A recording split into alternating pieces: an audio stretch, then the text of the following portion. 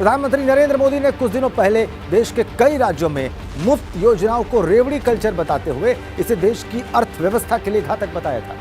और पीएम मोदी ने अपने बयान में किसी दल या फिर सरकार का नाम तो नहीं लिया था, लेकिन उनका इशारा साफ तौर पर दिल्ली की फ्री बिजली और पानी योजना पर था।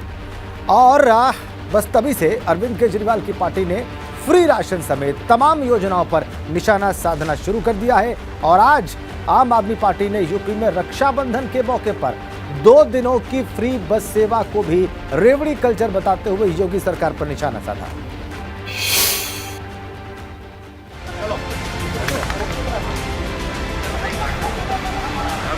रक्षाबंधन के मौके पर महिलाओं के लिए यूपी सरकार 11 और 12 अगस्त को फ्री बस यात्रा की सेवा दे रही है। इस मौके पर अलीगढ़ में रोडवेज की 30 बसों को रवाना करते हुए भाजपा सांसद सतीश गौतम ने रक्षाबंधन पर निशुल्क सेवा देने के लिए मुख्यमंत्री योगी का आभार जताया। अलीगढ़ को 30 बसों का तोहफा दिया है मुख्यमंत्री जी ने। रक्षाबंधन के त्योहार पर बहनों को ये तोहफा बहुत अच्छा तोहफा है, नई बसें हैं। लेकिन यूपी में निशुल्क बस सेवा देने को लेकर अब आम आदमी पार्टी ने भाजपा पर हमला बोलते हुए कहा है कि प्रधानमंत्री मोदी ने फ्री सेवा को रेवड़ी कल्चर बताया था, लेकिन मुख्यमंत्री योगी आदित्यनाथ ने यूपी में फ्री बस सेवा देकर प्रधानमंत्री मोदी के खिलाफ मोर्चा खोल दिया है। उनके खिलाफ योगी जी ने ही बगावत छेड़ दी, कह रहे हैं कि बस की फ्री यात्रा देंगे महिलाओं को।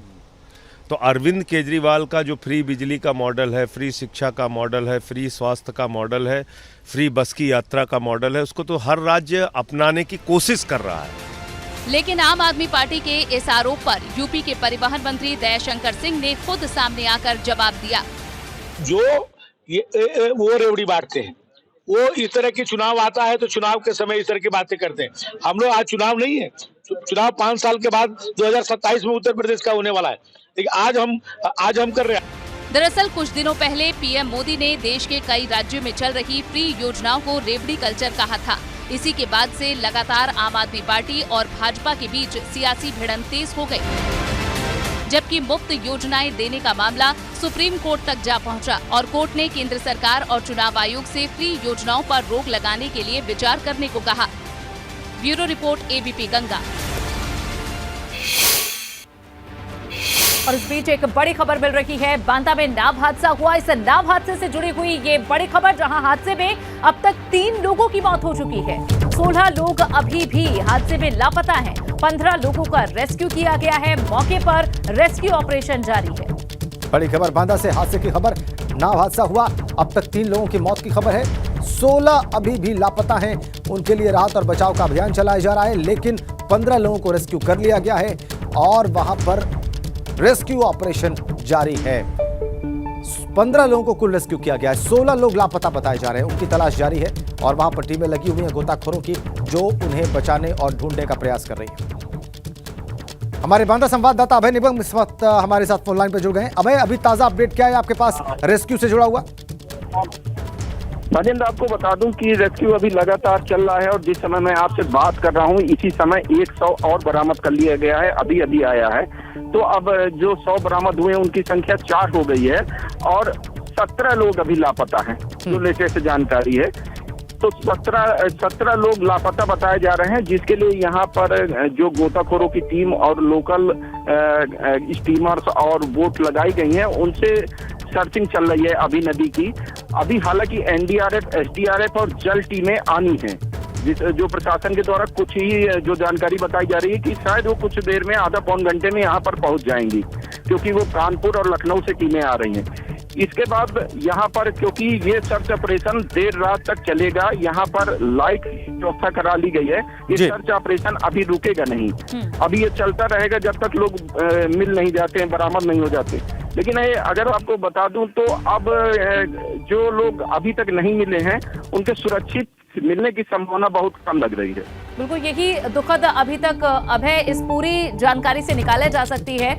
ये भी बताएं कि कितने घंटे से रेस्क्यू ऑपरेशन चल रहा है और कितनी संभावना है इन लोगों के सुरक्षित बाहर निकलने की। 17 आपने बताया लोग जो अभी भी लापता है और कुल अब जो जान गंवाने लोग हैं, जान गंवा चुके हैं इस हादसे में लोग, उनकी संख्या 4 हो चुकी है, ये आपने बताया।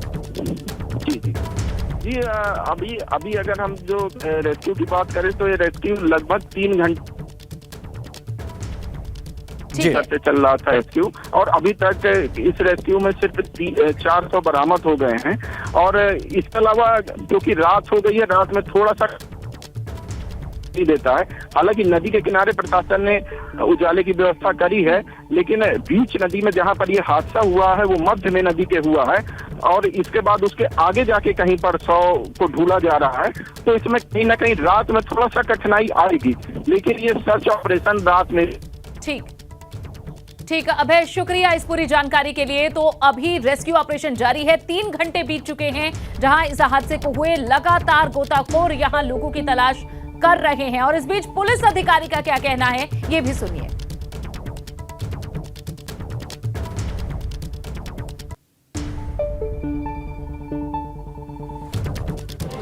देखिए, एक दुखद घटना हुई है जिसमें कि यहाँ हमारे जनपद से जो बगल के बॉर्डर जनपद फतेहपुर में नाव से लोगों का आवागमन होता है, तो उसी के दौरान आज एक नाव पलट गई, और पलटने का कारण बताया जा रहा है काफ़ी तेज़ आज हवा चल रही है, तो उस वजह से डिसबैलेंस हुई और नाव पलट गई।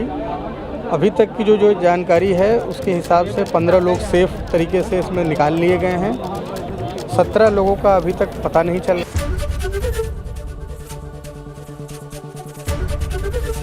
एबीपी गंगा, खबर आपकी, जुबान आपकी।